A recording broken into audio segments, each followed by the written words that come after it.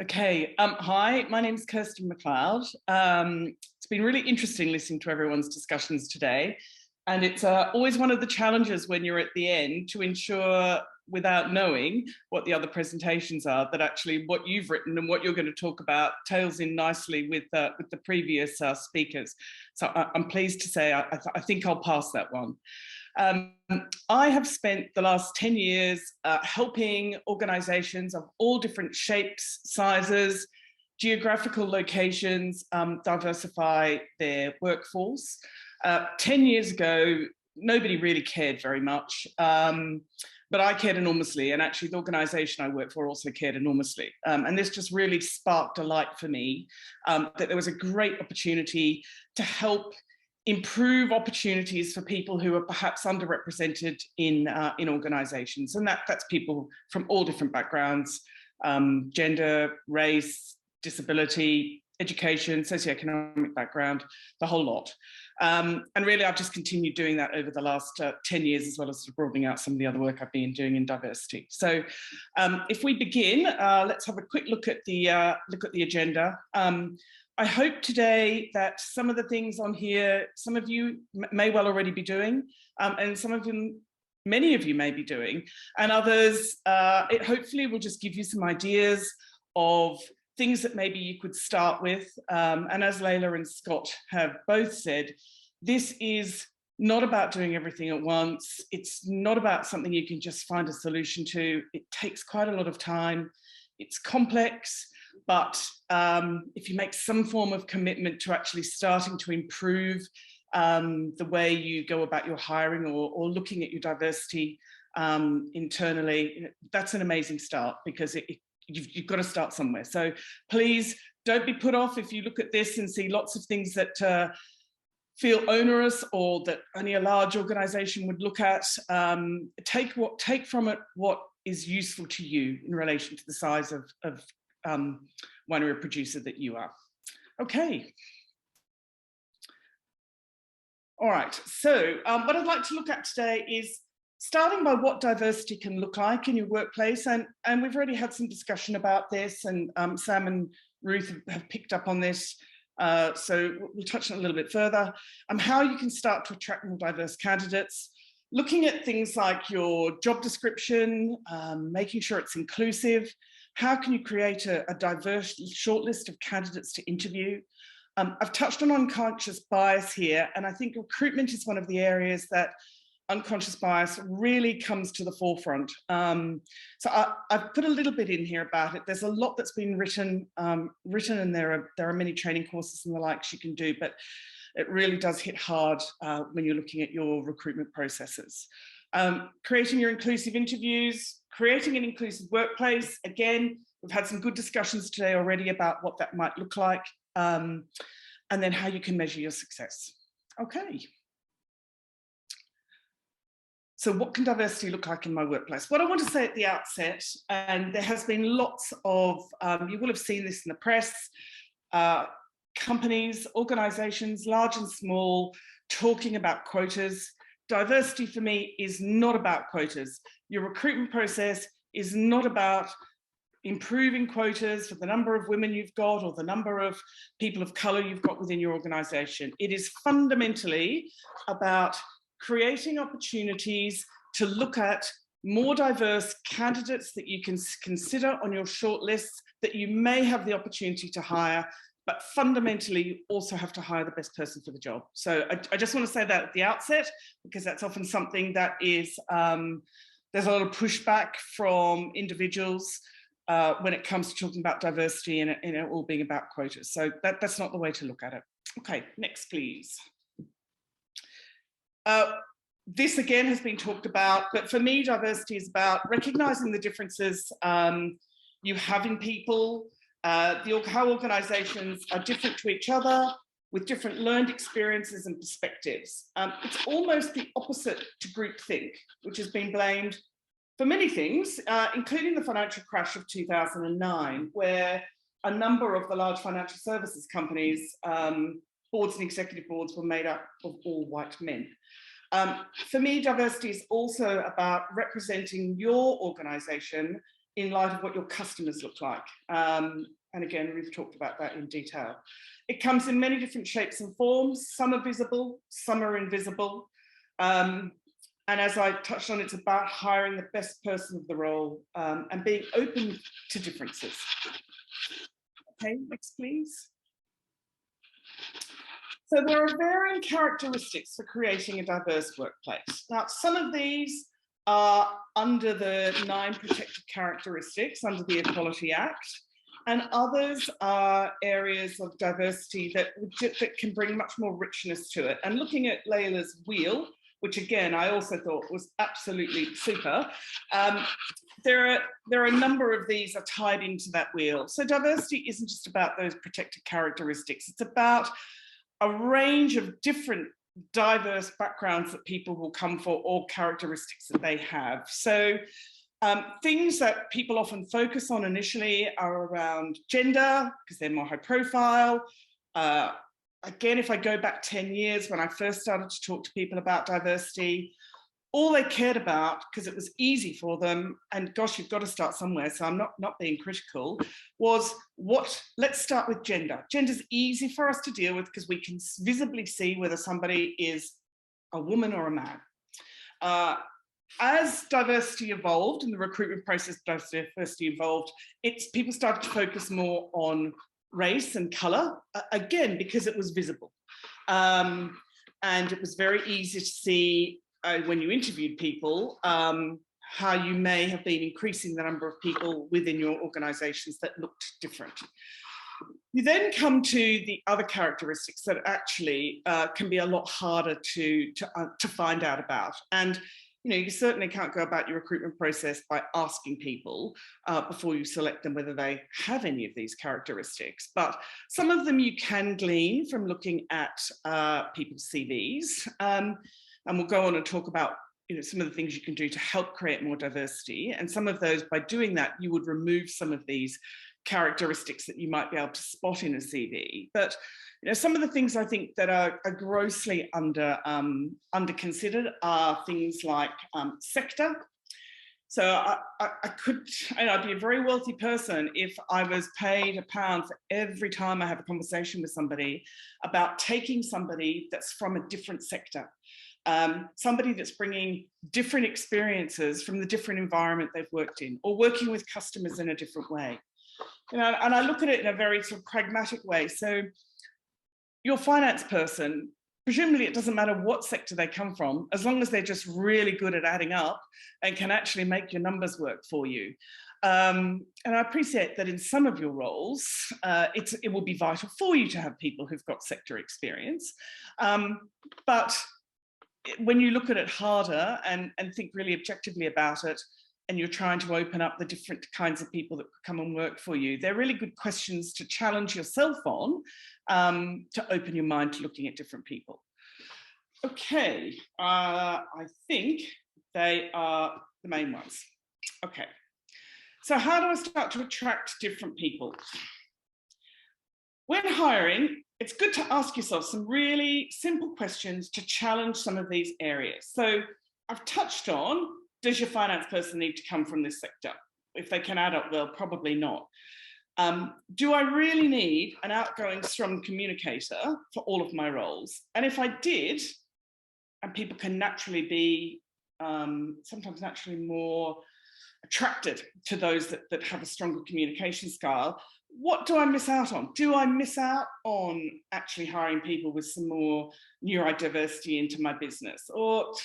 And actually, do all of my roles need those skills? So again, it's thinking about what can I do that will help me think more broadly about the types of people I'm going to hire before I even begin.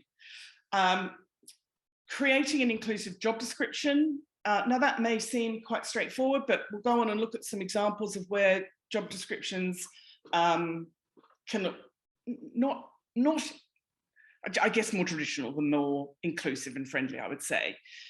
Using a broad range of tools to source people. I talk a lot about if you're doing the same things, you're going to get the same outcomes. And that sounds quite glib, but actually, if you are not finding the sources you're going to try and find people, aren't producing the right number of candidates for you or the diverse candidates you'd like to be looking at, actually what can you do that's different, and how can you change your methodologies to source people in different ways? Aiming for a diverse shortlist of candidates is a great way to try and help challenge you, but also understand the types of people that might be out there. So, you know, when I've worked with people who initially, and less so now, but in the past have been more concerned about the fact that they want to hire the best person and actually they have a natural leaning towards hiring people that look like them, I've always given them a core group of people to interview that they feel comfortable with. And then I've given them a couple of people that are perhaps more outliers, or as I would call the usual and unusual suspects. And what that often does is really helps take that hiring manager on the journey to understand the different types of people that might be available to them that they hadn't perhaps considered in the past. Okay, next please. The inclusive job description. Some of you may have seen these statistics and in relation to who applies to roles. So they believe that men will apply for roles if they can see 60% of the qualifications, and women if they can see 100. That's come from, you know, a good source. My experience over many years tells me it's probably slightly different to that, and it may be the roles that I've been helping people recruit, but I would say men on average will apply for roles if they think they can do 50 to 60% of the things in the job. Women are looking generally to be able to tick probably 8 out of 10 of the requirements on the job spec. So I think 100's probably a little bit too high, but it's certainly there. And if you think that through, if that's the case and you have a job spec with lots and lots of required skills on it, and you then have a job spec that's also got lots of desired skills on it as well, I don't know what you think about this, but if I'm looking at a job description that somebody's wanting to hire, I often still think that the desired skills are essential. Or if I can't tick a number of the desired skills, but I can tick quite a chunk of the required skills, I probably think that I might not even get an interview for the role, because there's so many reasons, that there's so many things that I can't do, even though they're listed as desired. And maybe maybe the cynical side of me, or maybe it's because I would want to see 8 out of 10 things I could do, might be saying, but there are reasons why they maybe are looking to reject people for the role, as opposed to looking for reasons to want to hire people or embrace a broader range of people that perhaps they could interview for opportunities. Okay, next please. So language, and Layla talked about language. Language is really important when you're using your job description. It pretty much goes without saying, use words like you, or suitable applicant, or successful candidate. If you were using gender-focused terms, you'd actually be breaking the law. But there are other terms now that also are deemed to be ageist and also gender biased. So you just need to be a little bit careful with your job descriptions. These didn't used to exist, but there is these wonderful tools online that some of you may have seen that are gender decoders.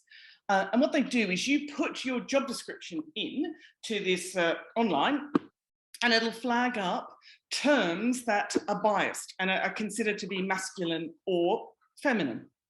And I would recommend you do that for any role that you, any role you write, even if you're not advertising it. And if you're advertising it, I absolutely recommend you do it.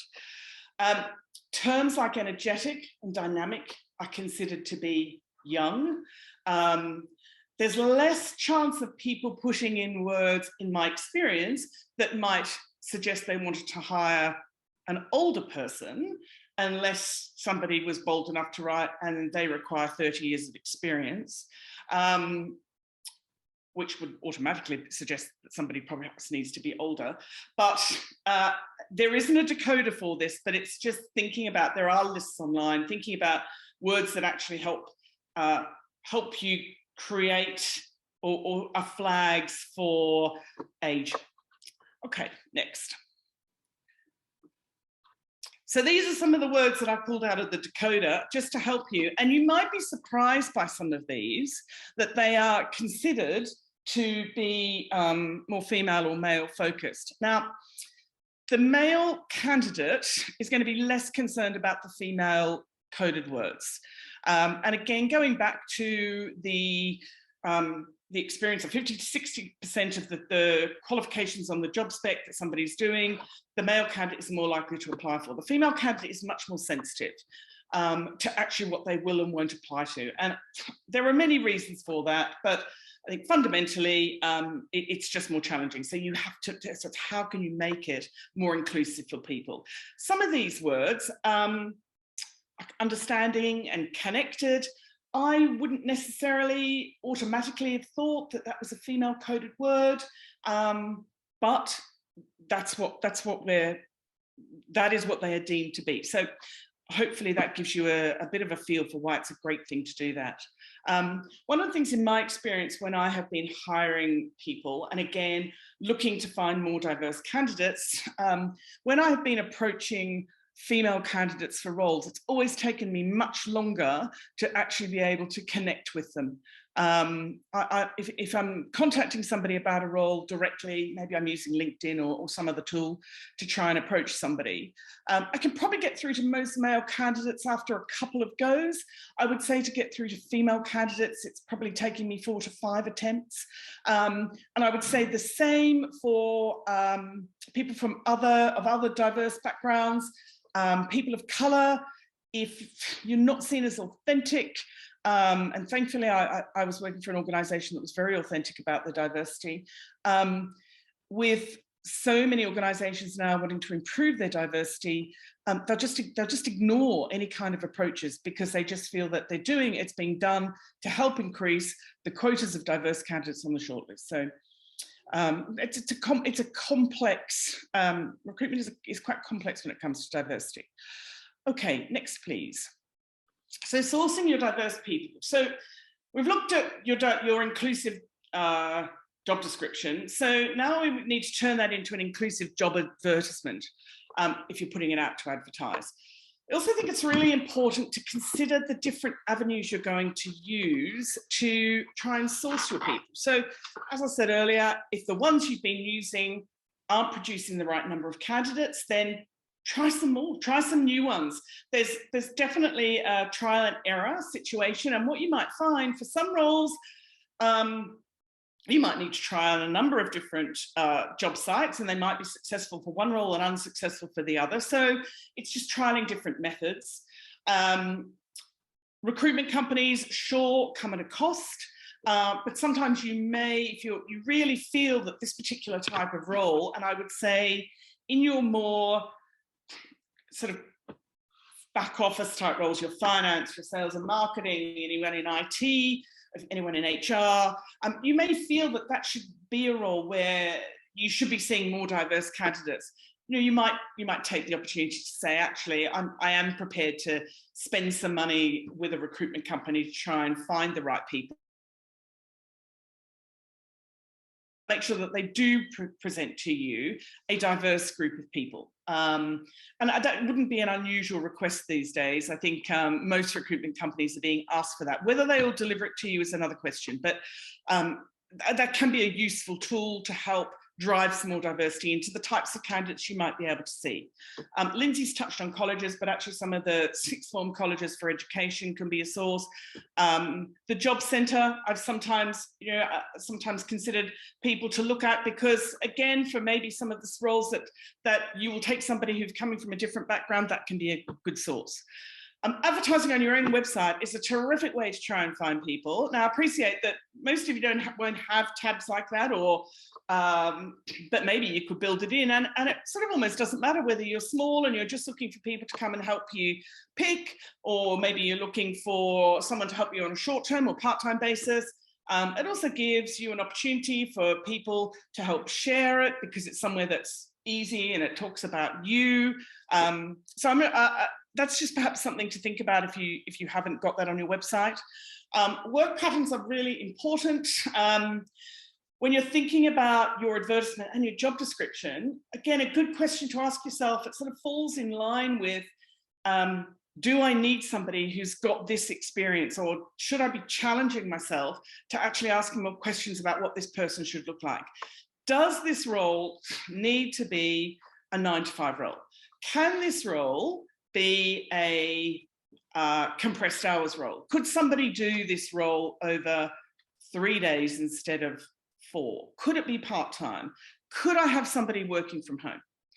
One of the great things about COVID, and I appreciate there aren't many, but one of the great things about COVID was it actually opened up opportunities for organizations to hire a much broader range of people, particularly in areas where there was poor diversity. So working from home meant that candidates from all over the UK actually applied for roles that they may not have considered in the past because geographically it may not have worked. There were, and we'll go on and talk about some of the biases people have, but when you're interviewing somebody and all you've got is the screen, you don't, if that person happens to some reason to have a slightly limp handshake, or companies that didn't like the way that individual dressed, where there perhaps been discrimination about that in the past, actually a large amount of that was eliminated. So it's also been great for women who perhaps wanted to do shorter hours, so working from home, they were able to perhaps take their children to school, do some more work in the evening. It just created a lot more flexibility.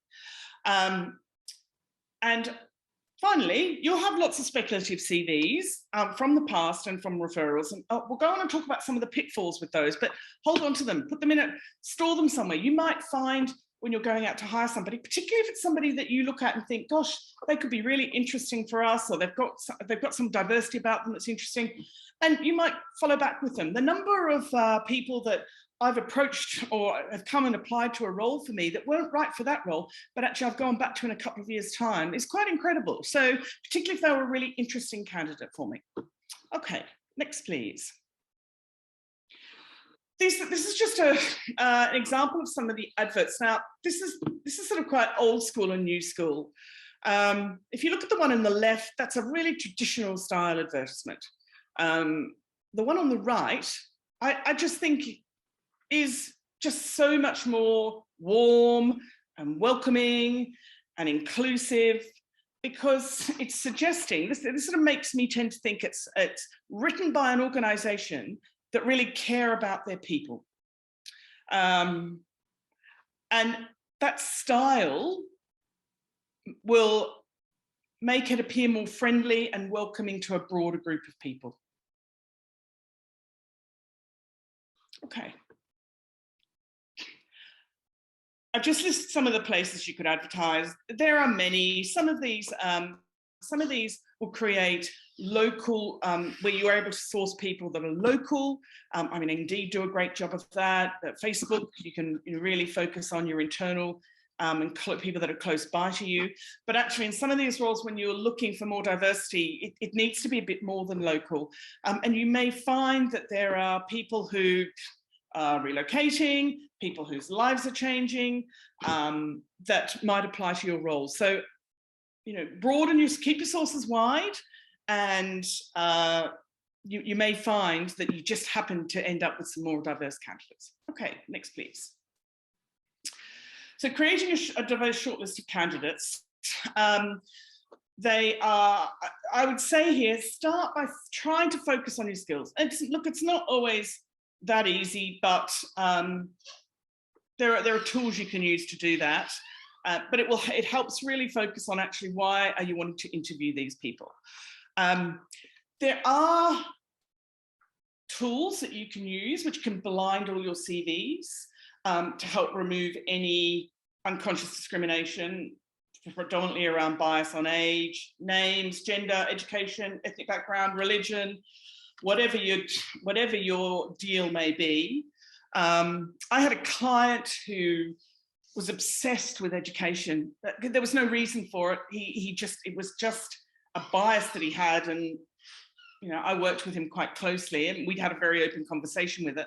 And what we agreed to help counter that bias was just take all the education of all the CVs of people that I would present to him. Another interesting way to perhaps deal with this is doing a skill-based assessment before you interview people. As a company that I work with, they're a large company, but for a number of their more junior roles, they increased their diversity by 60% by doing skill-based assessment before actually doing face-to-face, which is quite high. The skill-based assessment showed the talents of the candidates, and then the hiring manager felt really positive about the results from the skills test. And actually, they felt really positive coming into the interview, and that immediately immediately countered any unconscious bias that they had. So again, that's a quite big deal to do, but there are ways around it.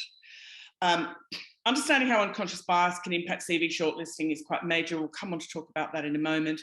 And if you involve more than one person in CV selection, and actually involving more than one person in both CV selection and your interview process, if you can, and even if there's only two of you and you're hiring a third person into your winery, what that can do is help minimize some of the bias that you have.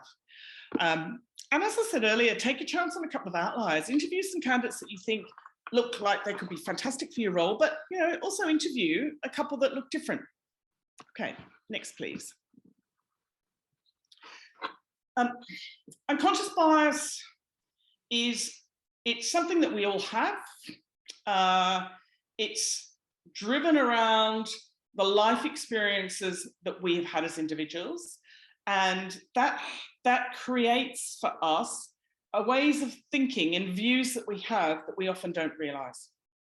Now, when we come to review CVs, we make assumptions about candidates that we don't necessarily know we are making. And this is where we can get held up by perhaps rejecting candidates where our unconscious bias is making that decision. Self-awareness is really key here, and actually Lindsay touched on this earlier by saying one of the things she's learned over her journey about understanding more about diversity, equity and inclusion is raising self-awareness and understanding what her biases are. So through the whole recruitment process, if you can involve more than one person reviewing CVs and conducting interviews, that will help you enormously with actually reducing some of your unconscious bias. Okay, next. So I've looked at some of the areas of unconscious bias that are actually most prevalent in recruitment. Gosh, you'd like to think that these don't happen, but these are unconscious, and people are doing some of these things without realizing. There are people who are doing it, who are consciously doing it, but let's just park that. Beauty bias. So again, in Layla's wheel of power, people who are overweight, people who are maybe dressed differently, can be rejected in interviews by the way they look. Affinity bias, this is a really big one when it comes to hiring. The hiring manager says, oh, that person trained at the same company as me. It's really hard to get in there. I bet they are brilliant. Or I was recommended to meet this person from Jenny, and Jenny knows me really well, so I'm sure that candidate will be really excellent. So you've already got all these biases where you're building an affinity with what you already are yourself. Confirmation bias is where you are looking to confirm your own opinions and pre-existing ideas of a candidate and ignoring things that you don't like and actually searching out the positives that resonate with you. And the halo effect is, wow, this person worked for MI5, gosh, or this person went to this university. That they must be amazing. So you have, so these are actually blinding the way you're actually looking and assessing candidates. Okay,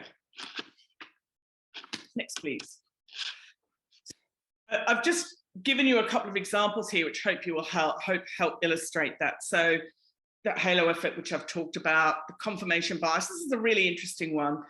The person was only at Google for 3 months. There must have been, they were there, must have left. Well, it must have been a good reason. Well, actually, that reason might be good and bad, but that confirmation is confirming your view that you have of Google, and therefore you're superimposing that onto the candidate and saying they must be brilliant.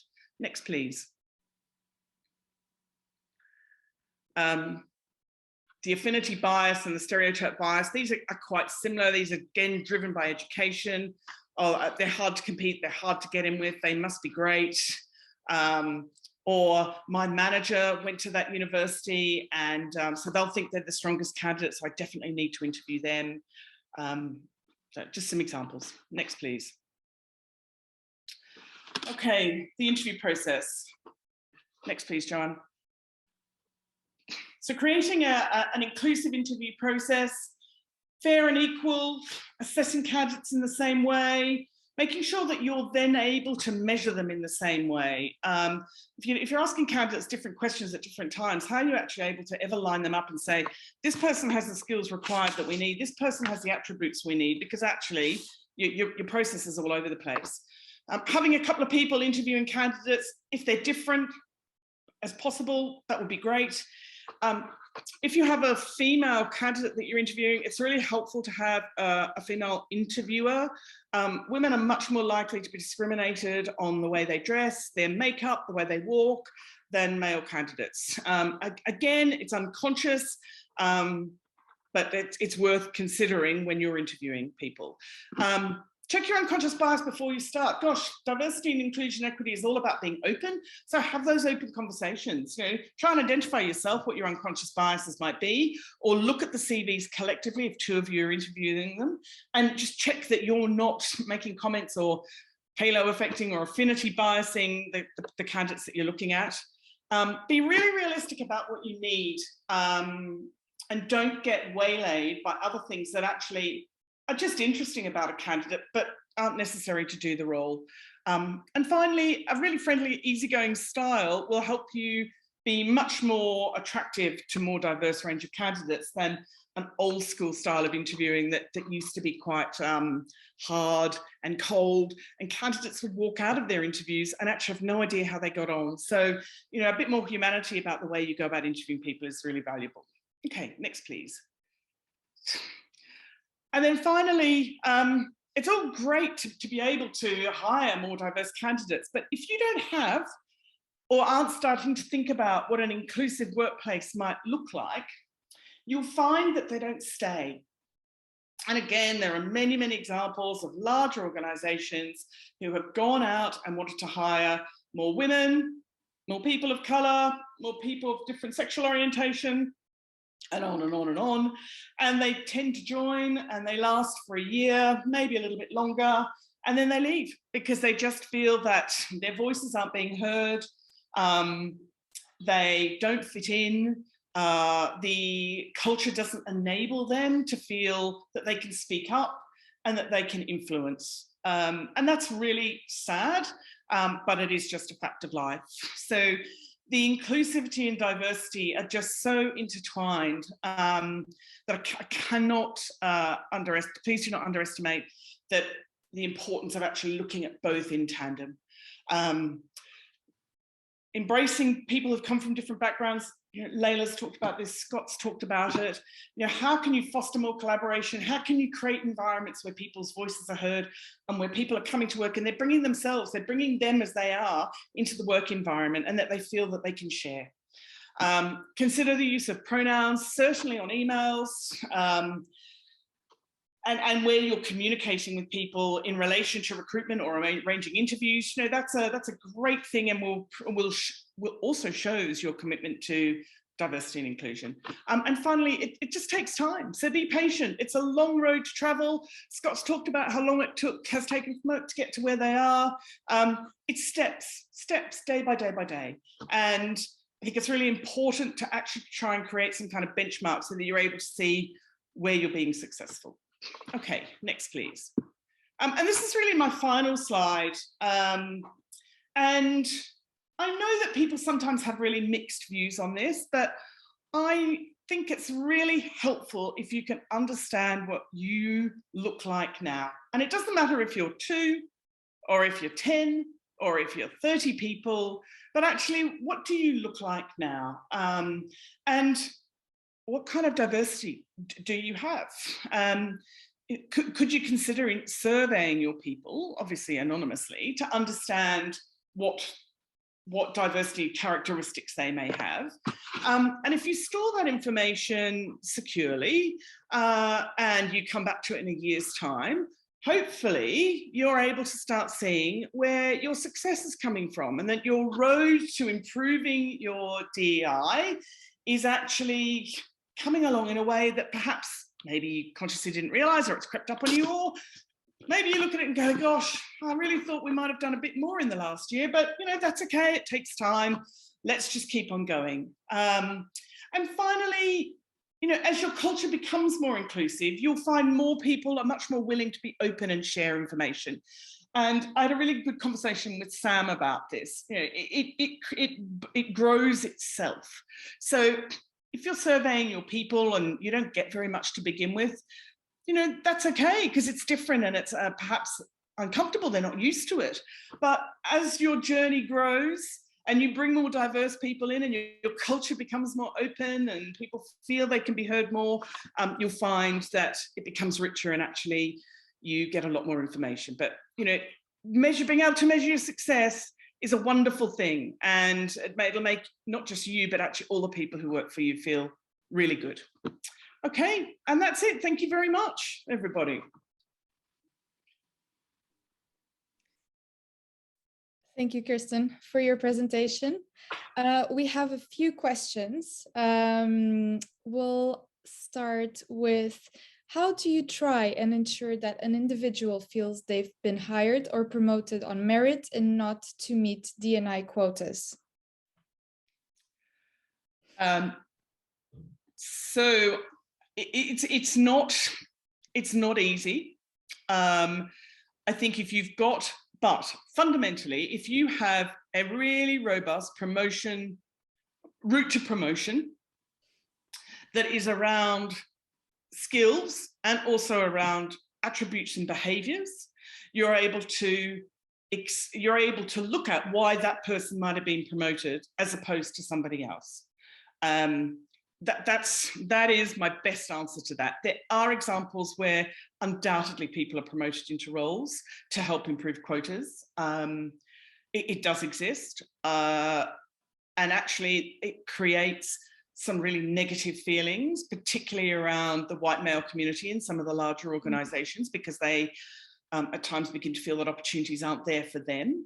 But just a really good, robust process, so that not that you have to justify why somebody who is a woman or of color or of different sexual orientation or has a accessibility, but it's about your internal process being, you feeling honest to yourself that you've done the right thing. Thank you.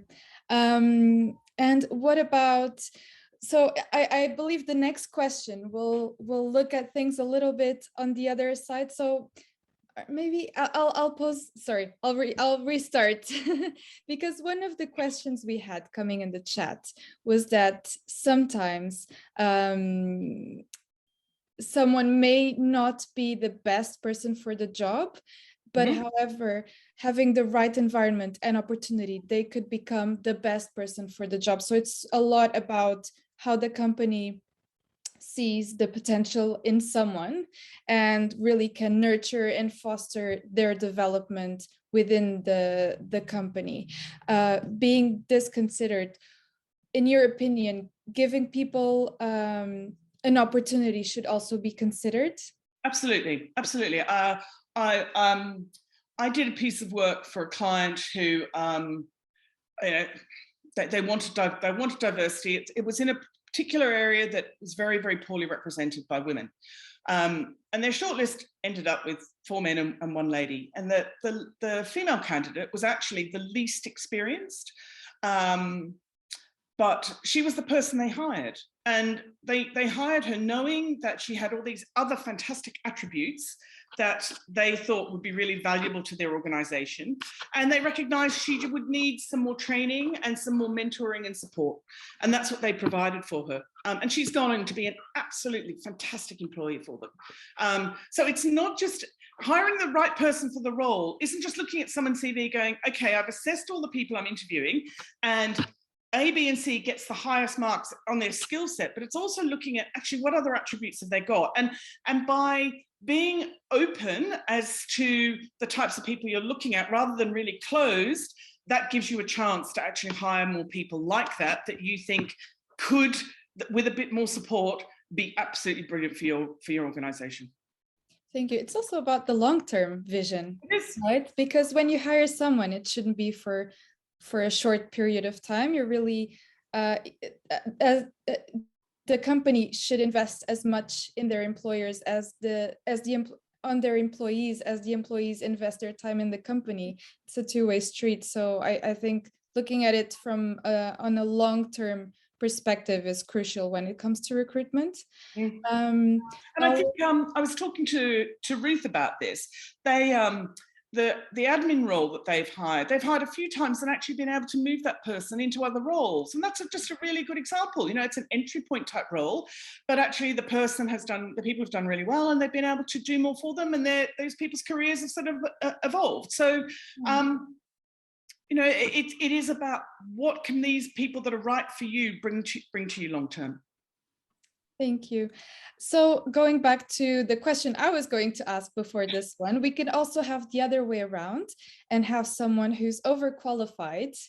So the question goes, what about overqualified in considering applying for the position? I think that is a conversation, and that is a decision that the hiring people will make themselves. So I think if you interview somebody and you feel that they absolutely this is the right time in their life for them, or they're wanting to take a different career path, then yes, that's a great person to hire. But is this person wanting to do a role because their family situation may have changed, or they want to be able to have a change of lifestyle? Again, it's about really digging in to actually some of the motivations of people to find out what it is that's making this role attractive to them, as opposed to continuing a role where they may be able to continue their career path. Thank you. We have no more questions, apparently. So if you still, to those listening, if you still have something that you'd like to ask, or if you'd like to join us as a panelist to discuss anything in specific, we'll just raise your hand and we'll welcome you. If not, I will let Lindsay come back onto the stage, onto our virtual stage, and wrap our session. Thank you, Kirsten. Thank you. Yeah, thank you, Kirsten, from me too. I mean, it's incredibly practical advice for all of us and really good reminders. So really appreciate it. And you know, reminder that we're recording today, so all of this information will be available, both, I think, you know, personally, I'm going to come back as a reference point, but also available to share with anyone, colleagues that you're working with, people that join your business in the future. This is a brilliant resource for us all to use whenever we think about hiring, which often isn't very regularly. So again, great to have that resource. So we have a few minutes left. We are definitely on track to finish on time, which is good. Thank you for sticking with us. Appreciate it. It's a long time in a virtual environment. It would be great if we could do this in person, but I don't think we're quite there yet. But it's been nice to be able to welcome people from different locations as well today. I just wanted to spend a few minutes really just to wrap up some, you know, some next steps, some resources that we can make available to everybody to really help to continue on this path with us. So, you know, first of all, let me share my screen once more, and I'm just going to, you know, share a few resources that the working group has made available on the WineGB website. So, you know, first of all, a few suggestions. You know, what might you take away from today? And actually, whilst I am doing the wrap up, I'd love it if anybody is up for it to hear in the chat anything that, you know, you have particularly taken on board today, anything that you think you can do in your businesses or as somebody working within the industry. Would love to hear any observations from the folks that have joined us today. But 3 suggestions that we would make that you could start doing immediately. Read and listen. I think that's been a good theme this morning, that there's a lot of very helpful, very, very honest stories out there that really help give us an appreciation when we might not be living those experiences ourselves, how we can appreciate what they are. And, we probably haven't touched upon it as much as I might have liked to this morning, but the topic of allyship. So we probably have directed a lot of this content at those that are leading wineries, vineyards, and responsible for the organizations. But, I hope that some of the people that have joined us are also employees of those businesses, because I think we all have a role to play, even if we are not the ones that are taking the decisions around hiring, etc. The concept of allyship is one that's very important. So that's the concept of when you maybe are in a position of privilege, to be able to use that privilege to support somebody who is not, and is maybe getting discriminated against, harassed, or being subjected to, for example, the microaggression. And I think we've had some good examples coming in recently of particularly some of the foreign workers that we have working within the industry can sometimes find it not to be an inclusive environment and not welcoming to them at all times. Encourage, if you do see and witness that behavior, not from yourselves, but do, take the opportunity and speak up on it, speak on behalf of those people, say that it's not okay, and, support them and help find ways to address those challenges that might exist. So I think for me, as I've been on this journey myself, allyship is one that has really struck a chord, and one that I'm constantly trying to be aware of how I can do that better. Secondly, write your own D&I charter. If you are leading one of those organizations, or if you're working within it, I'm sure the leaders would be really happy if you raised your hand to offer to think about the ways that the business can start to take active steps towards being increasingly inclusive and diverse, of course. And then thirdly, I think another really tangible one is review your website, social, other marketing channels to check the language that you're using is inclusive and accessible to all. So as I said, we'll try and have a webinar on that in the normal WineGB schedule. I think that really is how this working group will take these sessions forward, as we will integrate them into the WineGB schedule of webinars, so that we can start to bring really tangible sessions like the one that Kirsten just gave us on recruitment. We want to follow that up with others on topics like website accessibility, on site accessibility at your vineyards and wineries for visitors to make sure that they are accessible, and marketing and other topics. So we'd love to hear from you what you'd like to hear about, and we hope that you can join us when we do run those sessions later in the year.